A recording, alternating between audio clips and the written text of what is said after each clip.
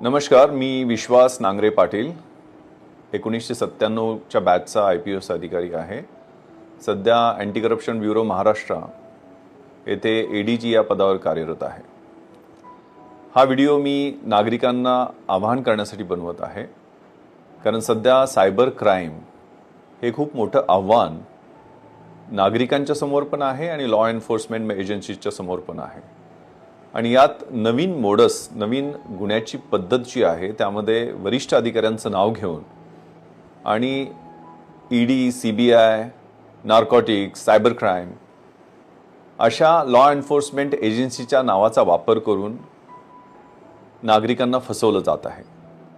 यात विशेषतः ज्यांचं रेप्युटेशन अतिशय चांगलं आहे असे प्रोफेशनल्स, सिनियर सिटीजन्स, त्यात विशेष करून महिला या गुन्हेगारांचं टार्गेट आहेत। त्यामुळं या गुन्ह्यांच्या बद्दल लोकांमध्ये अवेअरनेस आणि एज्युकेशन, जनजागृती होणं हे महत्त्वाचं आहे। आणि यासाठी हा अट्टहास, कारण माझ्या नावाचा वापर करून सुद्धा 2 ठिकाणी अशा पद्धतीची फसवणूक झाल्याचे निदर्शनास आलेले आहे। हे पहा, या गुन्ह्याची मोडस ऑपरेंडी अतिशय बेरक्या स्वरूपाची आहे। हे गुन्हेगार तुम्हाला व्हॉट्सअप मेसेज करतात। त्या मेसेजमध्ये ज्या नंबरवरून मेसेज आलेला असतो त्याचा एक टिपिकल लोगो असतो। ED, CBI, cyber crime, Mumbai police, Maharashtra police, narcotics bureau असा लोगो असतो। किंवा try, telephone regulatory authority of India सारखा ट्रायचा लोगो सुद्धा असतो की तुमचा मोबाईल फोन हा आम्ही बंद करत आहोत, कारण तुमच्या मोबाईल फोनवरून इल्लीगल ॲक्टिव्हिटी सुरू आहे। साहजिकच तुम्हाला त्याचा ताण येतो। दुसरा मेसेज येतो, त्यात दुसरा मोबाईल नंबर मेन्शन केलेला असतो की हा तुमचा मोबाईल नंबर आहे, त्याच्यावरनं इल्लीगल मनी लॉन्ड्रिंग झालेलं आहे।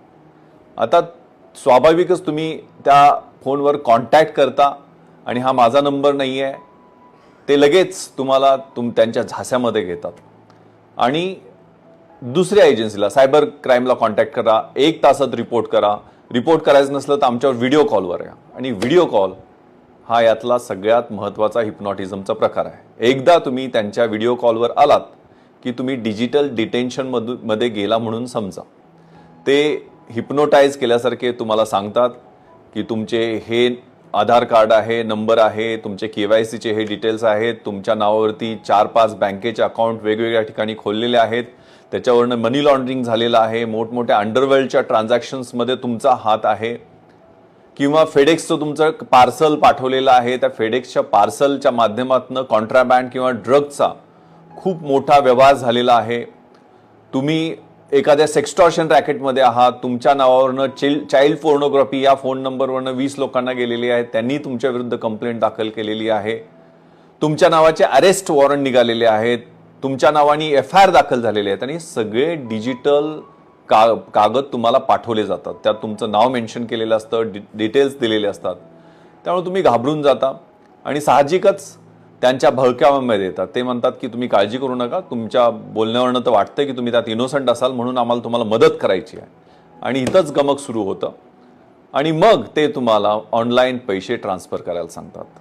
हे एकदा ते तुम्हाला व्हिडिओ कॉलवर तुम्ही आलात की तुम्हाला आयसोलेट करतात, थ्रेटन करायला सुरुवात करतात, इंटिमिडेट करायला सुरुवात करतात। ते सांगतात की तुम्ही तुमच्या घरच्यांनाही कळवू देऊ नका, तुम्ही आयसोलेट कसे व्हाल, वेगळे कसे व्हाल याच्याकडे त्यांचा भर असतो। म्हणजे तुमच्या सगळ्या मुवमेंट, तुमचे लोकेशन्स हे कसे चालले त्याच्यावर त्याची ऑब्झर्वेशन 2 दिवस 3 दिवस ही प्रक्रिया चालू असते, काही तास पण ही प्रक्रिया सुरू असते।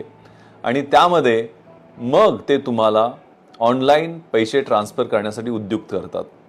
तुमचे जर FDs असतील त्या मोडायला लावतात, तुमचे म्युच्युअल फंड्स किंवा शेअर्स असतील ते लिक्विडिफाय करायला लावतात, किंवा तुमच्या म्हाताऱ्या आईवडिलांचे पैसे असतील ते ट्रान्सफर करून घ्यायला लावतात। आणि ते सगळे पैसे फंड लिगलायझेशन प्रोसेशन, म्हणजे बऱ्याचदा RBIचं एक खोटं असं अकाउंट तयार केलं असं दाखवतात आणि ते अकाउंट कुणाच तरी असतं दुसऱ्याचं, त्याच्यावरती ते पैसे पाठवायला सांगतात।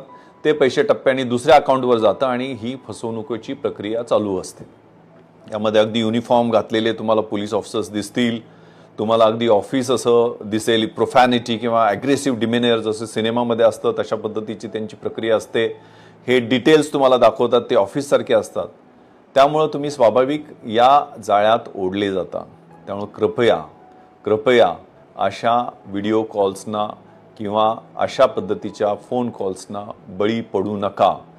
एक तर असा फोन तुम्ही चुकून उचलला आणि त्याच्यावर कॉन्व्हर्सेशन सुरू केलं तर घाबरून जाऊ नका. बी कूल, काम. अशा फोनच्या बद्दल तुम्हाला जर आपल्या घरच्यांना त्वरित माहिती देणं अतिशय महत्त्वाचं आहे. आपल्या नातेवाईकांना, एखादा आपला रिटायर्ड पोलीस ऑफिशियल कोणी ओळखीचा असेल, लॉयर ओळखीचा असेल किंवा एखादा सुशिक्षित चांगला व्यक्ती ओळखीचा असेल त्याच्याशी संपर्क करा. त्याचे डिटेल्स द्या. ज्या ऑफिसमधनं फोन आलेला आहे त्या ऑफिसला संपर्क करण्याचा प्रयत्न करा. आणि मोस्ट इम्पॉर्टंटली जवळच्या पोलीस स्टेशनला याबद्दल इन्फॉर्म करा.